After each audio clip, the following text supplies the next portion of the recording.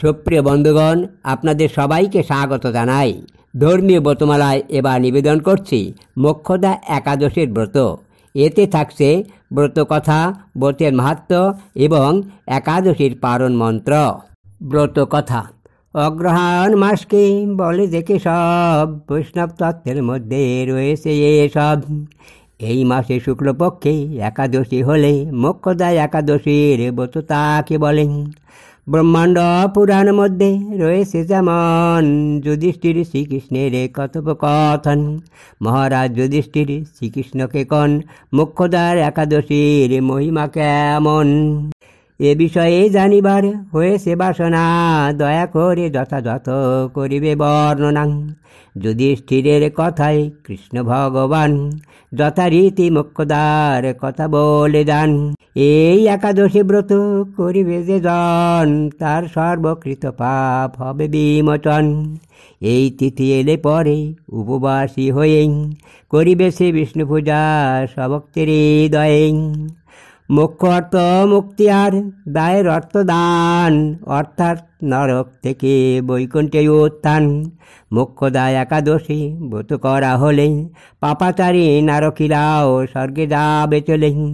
বলেন যুধিষ্ঠিরকে শ্রীমধুসূদন, মোক্ষদা একাদশীর মাহাত্ম্য যেমন। ব্রতের মাহাত্ম্য। প্রাচীন কালের কথা, চম্পকনগরে বৈখানস নামে এক রাজা বাস করেন। প্রজাবৎসলয়তি ছিলেন সে রাজাং, সুখেই করিত বাস সে রাজ্যের প্রজাং। প্রজার মঙ্গলতরে অতি তৎপর, যাগযজ্ঞ করিতেন রাজ্যের ভিতর। মনে মনে ভাবিতেন প্রজাদের হিতং, পূজার্চনা করাতেন ডেকে পুরোহিতং। সুযোগ্য ব্রাহ্মণ দ্বারাং যজ্ঞ করাতেন, যোগ্যজনে সমাদর সম্মান দিতেন। একদিন শেষ রাতে দেখেন স্বপন, তার পিতা করিছেন নরকে ক্রন্দন। পিতা যেন বলিছেন কেঁদে বারবার, আমায় নরক থেকে কর গো উদ্ধার। নরকেতে আসি আমি কষ্ট সহ্য করেন, যমের কিঙ্করগণ মারে ধরে ধরেন। নরক যন্ত্রণা যার সহ্য নাহি হয়, আমায় উদ্ধার করো যদি ইচ্ছা হয়। হে পুত্র, তোমার প্রতি এই অনুরোধ, দয়া করে করো তুমি পিতৃঋণ শোধ। ভাঙিল রাজার স্বপ্ন প্রভাত বেলায়, পূবাকাশে দিবাকর আলোক ছড়ায়। এই স্বপ্ন দেখে রাজা হন চিন্তান্বিত, মন থেকে সুখ শান্তি হল তিরোহিত। রাজ্য পরিচালনায় উদাসীন হন, ভালো নাহি লাগে আর জাতীয় স্বজন। স্ত্রী পুত্র কন্যাগণ আসে তার পাশে, তবুও তাদের প্রতি বিত শ্রদ্ধায় আসে। মনে মনে ভাবিছেন এই রাজ্য ধন, জীবনান্তে এসবের কিবা প্রয়োজন। নরকে পতিত পিতাং কি করিব তার, কিভাবে করিব আমি পিতাকে উদ্ধার। আমিও নরকগামী হই যদি তবে, পার্থিব এ ধন জনে কিবা ফল হবে। যার পিতা করেছেন নরকে গমন, রাজত্বে ঐশ্বর্য তার কিবা প্রয়োজন। নানাবিধ চিন্তা করে কেটে যায় দিন, ক্রমে ক্রমে দেহ তার হয়ে গেল ক্ষীণ। অবশেষে একদিন বৈখানস রাজাং, রাজসভায় ডাকেন জ্ঞানী গুণী প্রজাং। ডাকেন বিদ্বান সুধী পণ্ডিত ব্রাহ্মণে, আরও ডাকিলেন তিনি মুনি ঋষিগণে। রাজসভায় বসিয়াং সবার নিকটে, স্বপ্নের বৃত্তান্ত রাজা কনক পঠে। পূজ্যগণ আপনারাং দিবেন বিধান, সেভাবে করিব আমি কার্য সমাধান। পিতাকে নরক থেকে করিতে উদ্ধার, কিভাবে কেমন কর্ম করা দরকার। সবাই মিলে বলেন তখন, পর্বত মুনির কাছে করুণ গমন।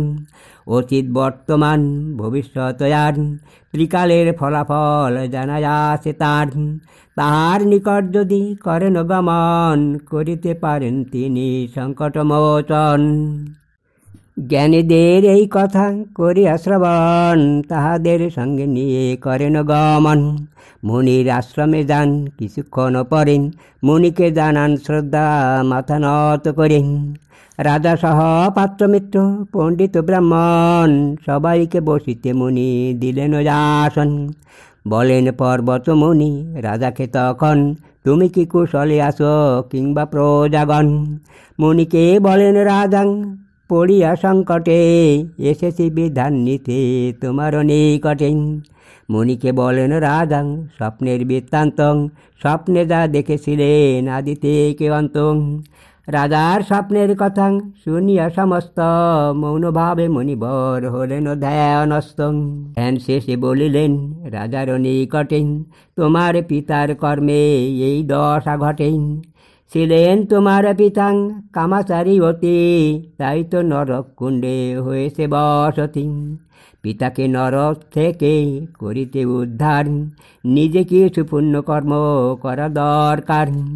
শুক্লপক্ষে একাদশী অগ্রহায়ণ মাসে এই তিথি বৎসরে একবার আসে।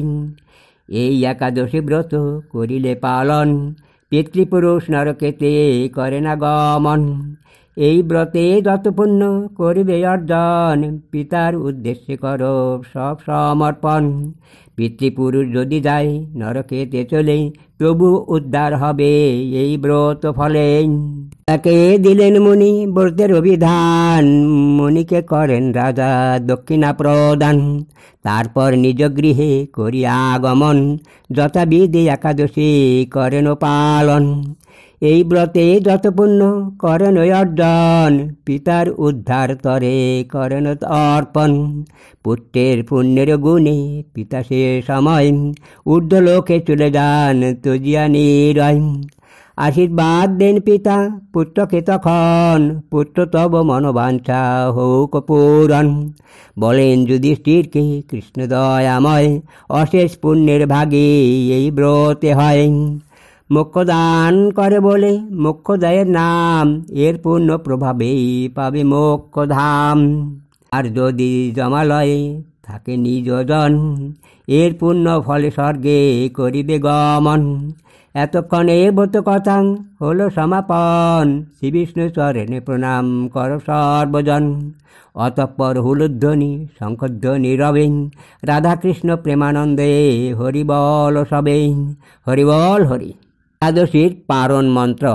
একাদশং নিরাহারং ব্রতনানেন কেশবং, প্রসিদ সুমুখনাথ জ্ঞান দৃষ্টি প্রদো ভবং।